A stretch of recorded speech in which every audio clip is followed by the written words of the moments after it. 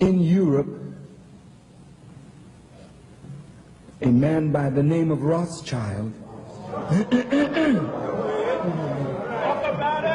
who claimed to be Jewish, made this statement. He really didn't care who was king or ruler, as long as he controlled the finance. Rothschild had 5 sons, and he sent those sons into different parts of Europe. Yes, sir. Yes, sir. He sent one son to England, one to France, one to Italy, one to Austria, and one stayed at home with the father in Germany. Yes, sir.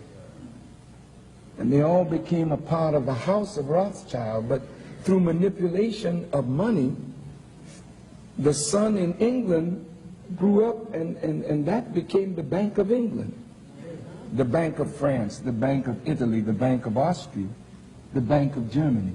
These were central banks that printed the money of these nations that now were in the hands of a family that had spread out with not the intention of doing good, but the intention to become manipulators and controllers of the destiny of the world and nations. Come on.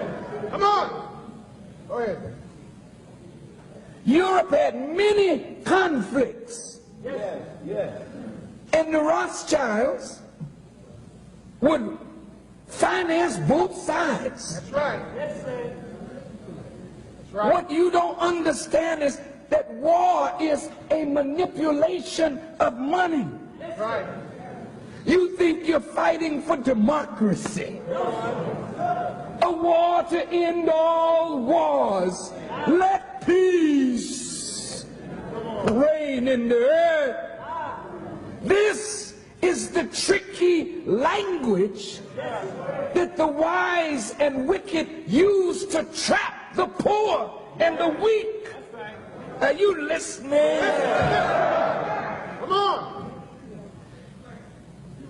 The house of Rothschild became so strong that even when America was established, they kept through their agents in America trying to control central bank.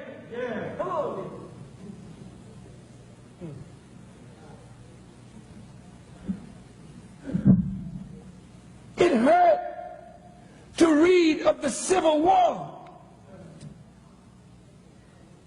People in the South didn't want nobody freeing the slave. That's right. That's right.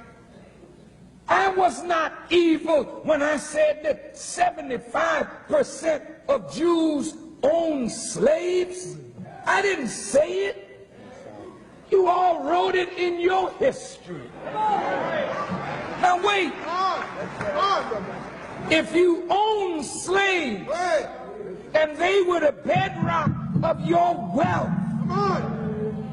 you did not want America free. Many were at the root of the Confederacy and the Confederate flag yesterday as well as today. Right. Abraham Lincoln was interfering with something bigger than just peace and war.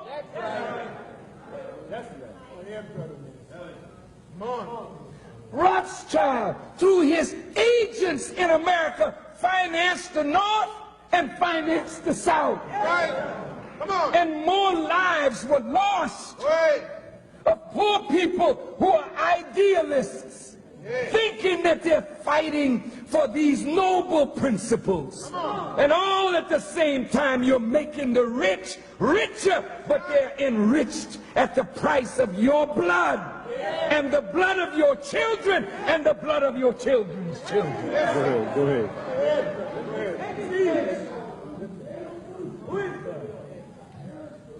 See, brothers and sisters, look.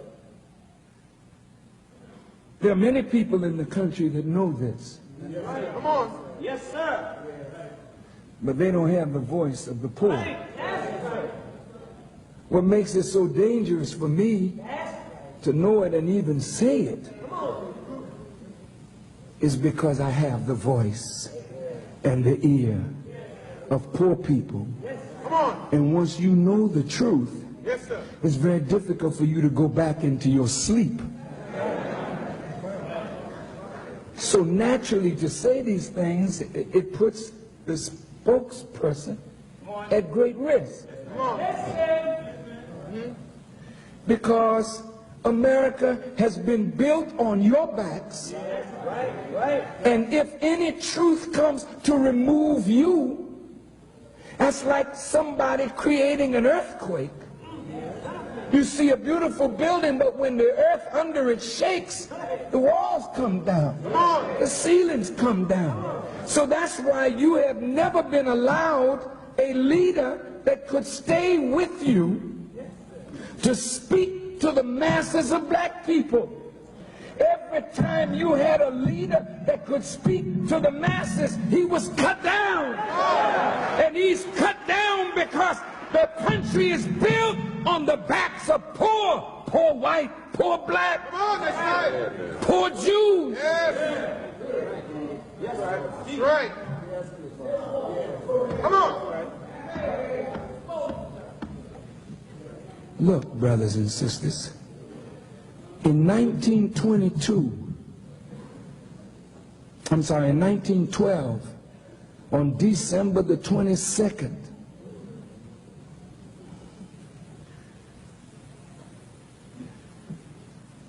the Central Bank of America was taken over by certain families. The Federal Reserve that prints the money is not owned by the government. That's right. That's right.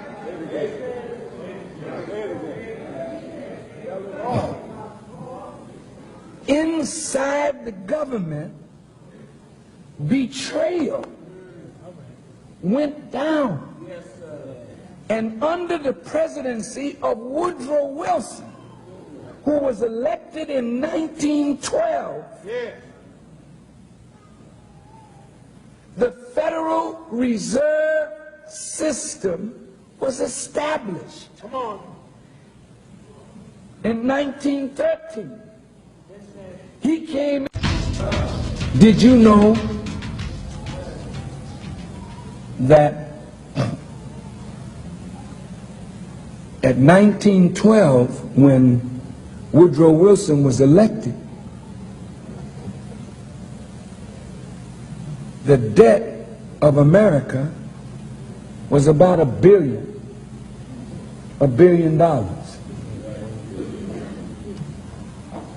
When Woodrow Wilson left office in 1920, the debt had risen 800 times what it was when he came into office. How did that happen? Now you say, well, how does this impact on you in 1995? Can you hold on a few more minutes?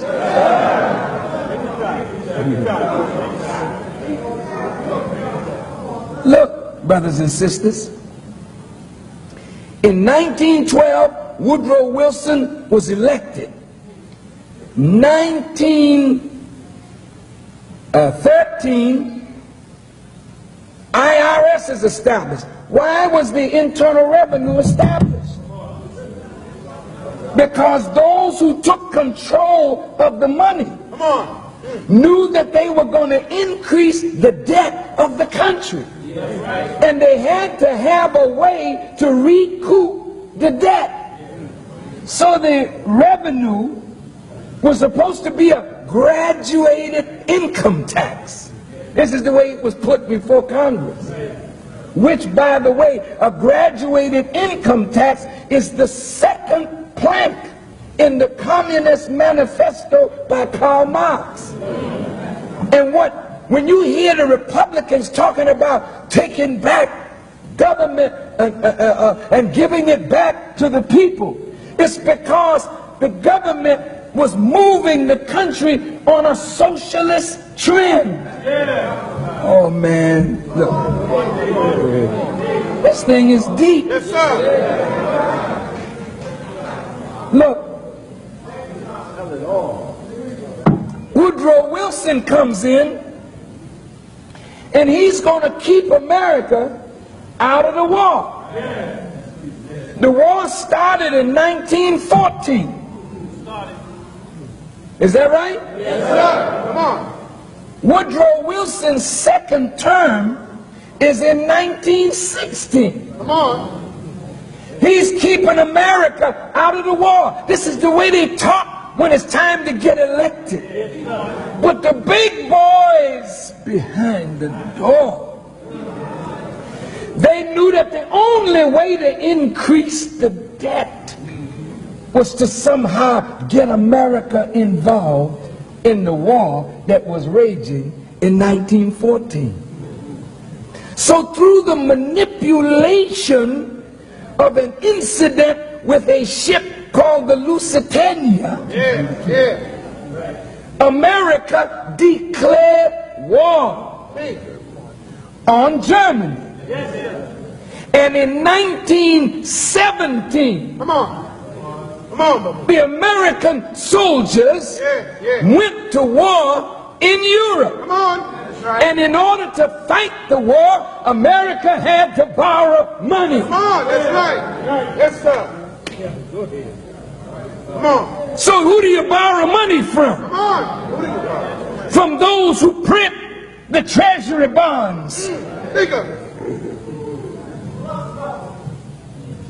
Then they put interest on what America borrows.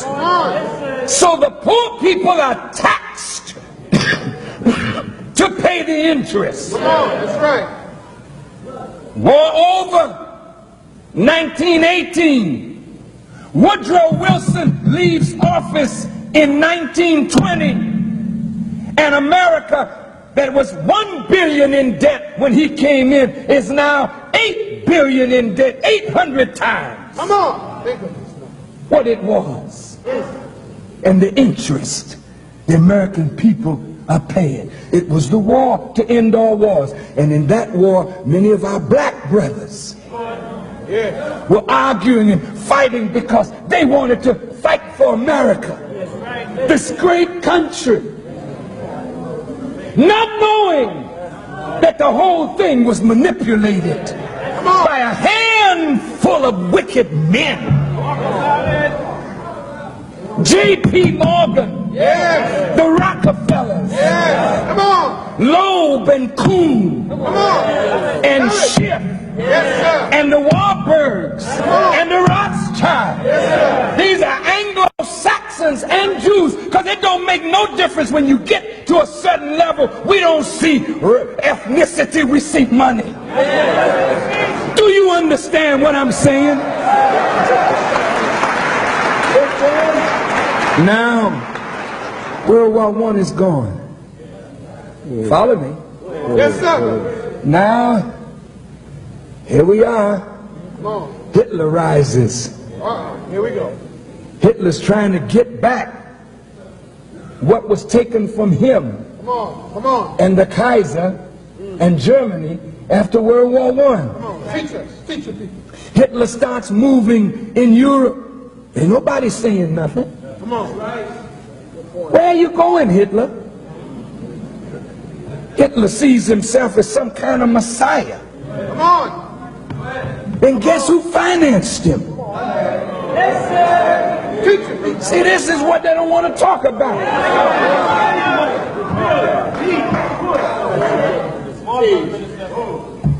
But Warburg and Rothschild, these are Jews. And some in America financed Hitler. Come on. Come on. Expose it. Warburg, a Jew, can travel in Europe at the height of the war, That's right. sleep in fine hotels, while Jews are being burned in ovens. Now will the real anti-Semites stand up?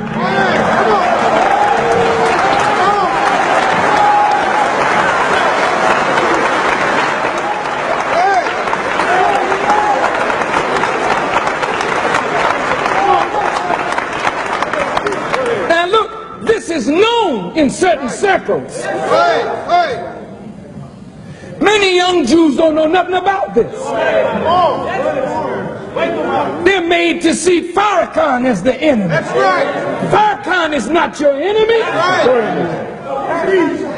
Your people are using me to get money from you. Come on, Minister. Go ahead. Yes, sir. Open it up. Oh, I'm going to expose them all tonight.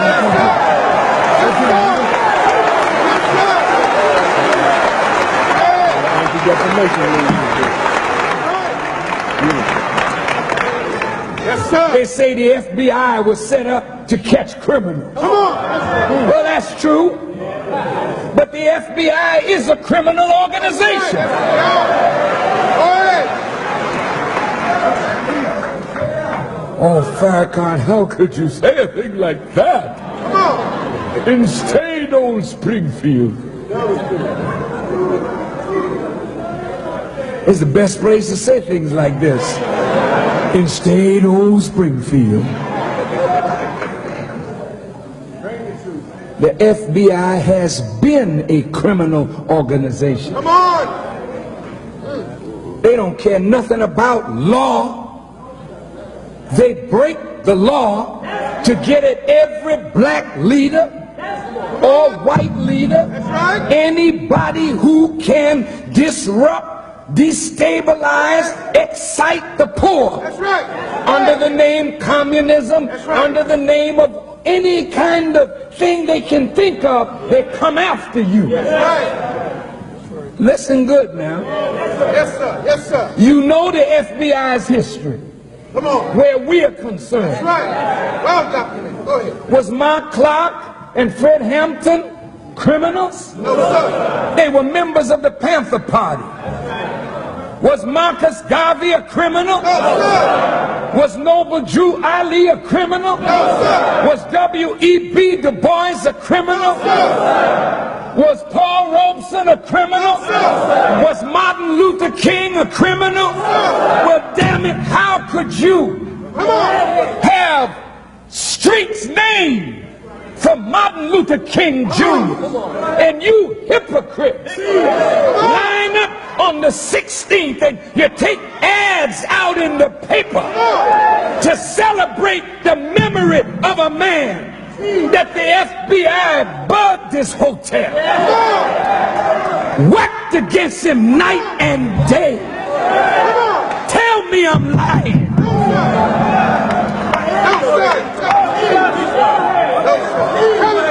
They hated Dr. King. What is the real truth of his assassination? They hated Malcolm, and they hated Elijah Muhammad, and they hated the NAACP and the Urban League, and they worked night and day to destabilize every black organization. Now tell me I'm a liar.